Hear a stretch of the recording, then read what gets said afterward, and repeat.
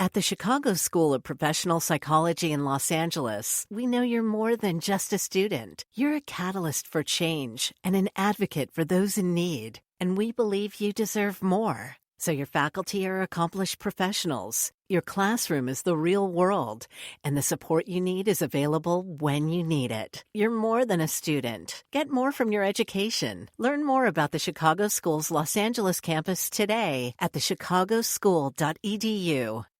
At the Chicago School of Professional Psychology in Los Angeles, we know you're more than just a student. You're a catalyst for change and an advocate for those in need. And we believe you deserve more. So your faculty are accomplished professionals. Your classroom is the real world, and the support you need is available when you need it. You're more than a student. Get more from your education. Learn more about the Chicago School's Los Angeles campus today at thechicagoschool.edu.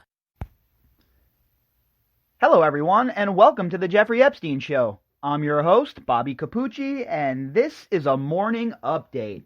Hey, what's going on, everybody? So, today we're going to talk about Columbus, Ohio, Jeffrey Epstein, and Les Wexner, and why there is a code of silence in the city when it comes to the two men.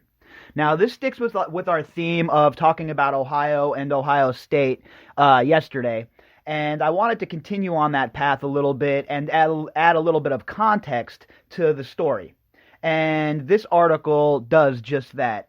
This is an article that talks about how Les Wexner and Jeffrey Epstein's relationship is something that the people in Columbus don't talk about. The people in Columbus are very, very protective of Les Wexner, considering Columbus is basically his own fiefdom. But that needs to be broken. That veil of secrecy needs to be shattered, and the people of Columbus, the people in positions of power and people of influence in Columbus need to rally around the survivors, and they need to shun Les Wexner. I don't care how much money he's pumped into Columbus. I don't care how much money he's pumped into the Ohio State University. None of that matters. Okay? What matters is his complicity with Jeffrey Epstein. What matters is what happened to Maria Farmer on his ranch. All right? That's what matters. Not that people want to protect this guy because he's their cash cow, or because he pumps a lot of money into the city, or because he is some sort of, such a generous man that there's no way he could be involved in any of this. That's all BS. The people of Columbus need to come together, and they need to understand the sort of snake that they have in their midst. And he needs to be shunned, not only on a national level, but on a local level as well. So, this article is from Bloomberg, and it was published on August 9th, 2019, and the author is Anders Mellon. Headline: Don't mention Epstein in Les Wexner's Ohio stomping grounds. Well, that's nice. Just from the headline, it makes you say to yourself, oh, great, can't even bring the guy's name up, huh? That's how powerful he is in Columbus? I can only imagine going into Columbus as an investigative journalist and trying to crack this code. It'd be like one of the TV shows, you're driving around and you're picked up by some yokel sheriff, get thrown into some jail cell for asking questions. Is that the kind of country we live in? I'm sure that's how Columbus feels about Jeffrey Epstein. About Les Wexner. And if he's that powerful there, the local yokel police department isn't going to shake his trees. Not far from the Horseshoe, home stadium of the Ohio State Buckeyes, the name looms in bold white letters: Wexner. That's nice. That's just fantastic, huh? It's something that the people of Ohio State and all of the people who have graduated from Ohio State, the current class there, it's just something you could all really be proud of, huh? Leslie Wexner's name plastered all over your campus. Boy, take heart. That would be Leslie Wexner, the billionaire behind L Brands Incorporated, and a man who towers quietly over all of Columbus. His name adorns the colossal brick and glass medical center at Ohio State University, his alma mater. His foundation generously endows Jewish community leaders. His money has flowed to the arts, military veterans, and more. See, so that's all the stuff that we talk about, right? All of that's cover. It's not because he's a good man or he's somebody who wants to do good. It's so that he has this persona and this aura that's unpenetrable when the shit comes down. Because he knew he was rolling with a guy like Jeffrey Epstein. He knew what Jeffrey Epstein was. You're telling me all those years they spent together, Epstein having the keys to Wexner's kingdom, and Wexner didn't know what sort of snake was within his garden? Come on. That is just absolute BS, okay? A guy like Wexner has no idea who Epstein is.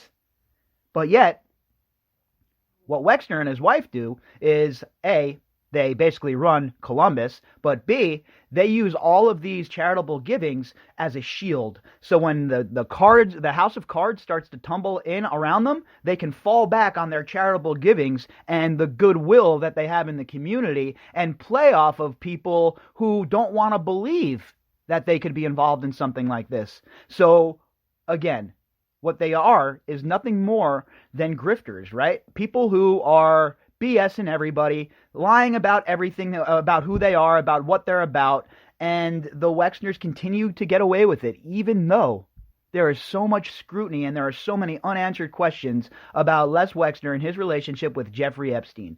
Yet in Columbus, you can't even bring up Les Wexner's name and try and get to the bottom of things, because he has created such a shroud of secrecy over the city with all of his money and his so-called power that people don't want to speak out against him. But these days, few here seem to be eager to talk about him. The reason? Jeffrey Epstein, the financier, pedophile, and registered sex offender facing new charges that he abused and exploited teenage girls. For almost 2 decades, Epstein served as a personal advisor to Wexner, whose wealth and connections in turn enabled Epstein to court the rich and the powerful. Wexner distanced himself following Epstein's arrest on the federal charges last month, but the question still nags. What was Les Wexner thinking? And again, even the people writing these articles, they only dipped their toes so far into the water, right? We know what Wexner's motivation was. We know what he was thinking, okay? If you follow the clues and you follow all of the evidence, it all leads back to people like Wexner and the mega group being involved up to their chins in this, okay?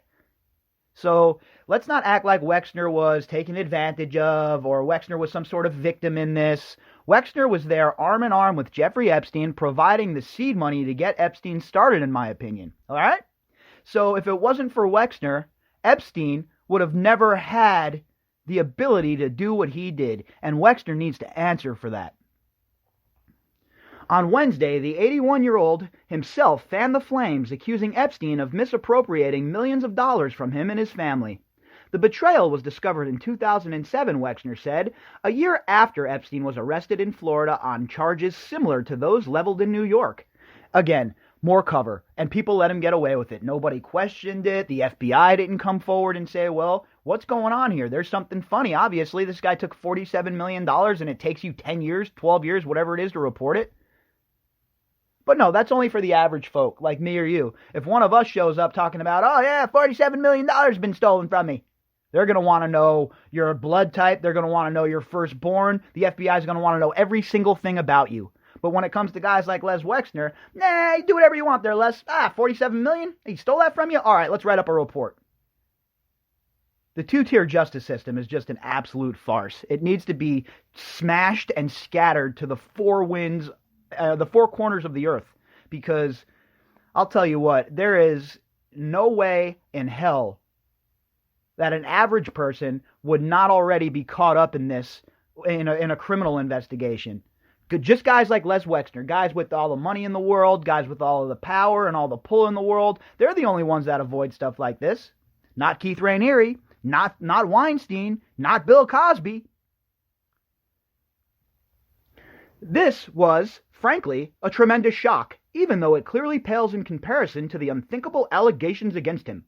Wexner said of the ordeal in a letter he sent to the Wexner Foundation, his first public remarks about the alleged swindle. I'm sorry, I don't buy it. We're going to need a lot more proof of that again. This is why a RICO charge and RICO charges are so important. Slap all of these clowns with RICO charges and then let the forensic accountants sort it all out. I would bring in a team of 20, 30, 40, 50 of the best forensic accountants from around the country, and I would have them hammer it out, and I would give them access to every last transaction on record that Jeffrey Epstein, Wexner, and the rest of them made. All right, and also I'd be leveraging witnesses with those draconian RICO charges.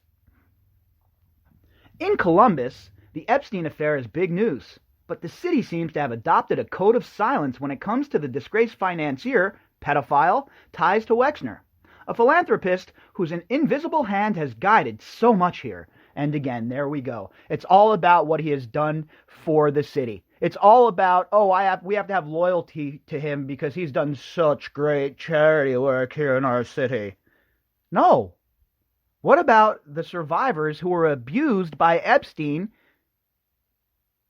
with Wexner involved? Wexner is a huge, huge, huge player here, and it needs to be blown up in the media just how much of a role Wexner had in this whole entire thing. If Wexner never gave Epstein this seed money, if Wexner was never involved with Epstein from the jump, Epstein probably never reaches the heights that he reached, and he never becomes such a prolific human trafficker and sex abuser. So where's the outcry? Where are the calls for Les Wexner to testify? At the High Bank Distillery, just south of the sprawling Ohio State University campus, the conversation abruptly stops when questions are asked about Wexner and Epstein. People wave them away and focus on their beers. Doors are slammed shut in New Albany, the affluent suburb of golf links and cul-de-sacs that Wexner carved out of a cornfield northeast of the city, and also where Maria Farmer was assaulted by Ghislaine Maxwell and Jeffrey Epstein, right there on Mr. Wexner's property. They didn't help Maria Farmer out. They knew what the deal was. Nobody came to her aid while she was held against her will on his property. So where's Mr. Wexner and Abigail Wexner? Where are they with the answering questions? Why haven't they been called upon to answer hard questions? Paul Burkhart, an accountant who was involved in Wexner's development of New Albany, answered his door this week briefly. I don't want to talk, he said, retreating back inside. Again, everyone's so scared of Wexner. They're so scared of the power and the way he can manipulate people into doing what he wants them to do, as far as the people that work in law enforcement or in the prosecutor's office. They fear him. They fear losing his money. They fear losing his support, when in reality it should be the other way around. He should fear them. Many people won't even say that much. Few want to be identified for fear of being associated with the biggest scandal to touch Columbus in years, or of crossing Wexner, the richest person in Ohio, worth $6.6 billion, who is co-founder of the Columbus Partnership, a civic group comprised of more than 70 area chief executive officers. You see how deep the rot runs, folks? And you see why it's so important to keep exposing this shit? This clown is at the heart of Columbus. I shouldn't even say at the heart. He is the very beating heart of Columbus. And all of these people rally around him to keep the story quiet, to keep things on the hush, to make sure that their cash cow doesn't lose the ability to be milked anymore. How sad is that? How sad is it that these people are more worried about the financial impact than they are about the survivors getting the justice that they so deserve? As one local businessman said of Wexner, he owns this town. The L Brand CEO hasn't been accused of wrongdoing. Epstein, who is being held in a New York City jail, has pleaded not guilty. Close associates of Wexner describe him as a down-to-earth, a son of Dayton with the twin obsessions of fashion and philanthropy. He started what was first called The Limited in 1963, and its first store was in a Columbus suburb. Oh, so yeah, let's hear about his story from rags to riches again, about how great of a businessman Les Wexner is. I don't care, okay? I do not care about his business practices. All right? I want him arrested. I want him questioned, and that's the end of it. He is part of this, okay? In my opinion, there is zero doubt that Les Wexner was not only part of this, but he had a leadership role. For someone whose empire includes Victoria's Secret, his imprint on the Ohio Capitol is subtle. His name isn't plastered all over the place. Unless you're talking about the university, of course, then his name is plastered everywhere. It's on campus where Wexner's generosity is evident, though. The Ohio State University Wexner Medical Center was the result of a $100 million donation, the richest in the institution's history. And because of that, because of his monetary donations and because him spreading around the wealth to people, they're willing to go the extra mile and defend somebody who was enabling the country's biggest human trafficker and sex child abuser. Just let that ruminate for a minute, okay? Let that ferment. And then put it in your pipe and smoke it, because it's absolutely egregious.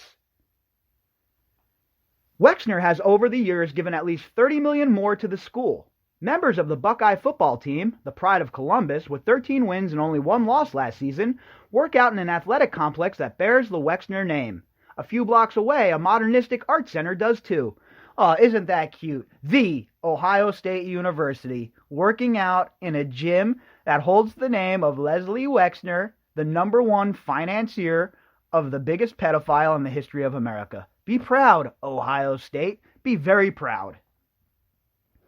Wexner first expressed public regret for his association with Epstein in a July 15th letter to L Brand's employees, saying he had been unaware of the egregious, sickening behavior. I'm calling that a lie. I don't believe you at all. Mr. Wexner, I think you're lying. I think you knew exactly what Jeffrey Epstein was, and you had him like a dog on a leash. But the two men's long association continues to spur questions. L Brands has hired a law firm to probe ties between the company and Epstein.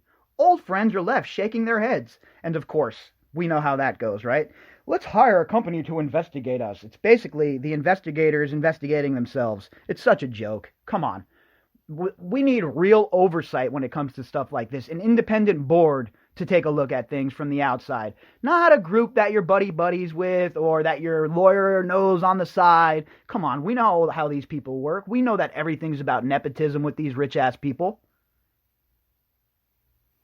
He was the nicest, kindest, most generous, most charitable guy I'd ever met in my life, said Jim Duberstein, a real estate businessman who became friends with Wexner in college and kept in touch with him for a few decades. The Epstein saga just leaves people wondering, what happened? Well, I'll tell you what happened. You were bamboozled. He wasn't this great guy. He always had his plan. He knew what his deal was. He knew the depths of his own soul. And for a man to be involved with Jeffrey Epstein the way Les Wexner was, and for this not to be something that the media is going absolutely bonkers about, I'll never understand. But I'll tell you this much, here on the Jeffrey Epstein podcast, oh yeah, we're going to be talking about Les Wexner because he is a big player in this. He's somebody that deserves the scrutiny, and he's somebody that's not going to escape the scrutiny here on the podcast.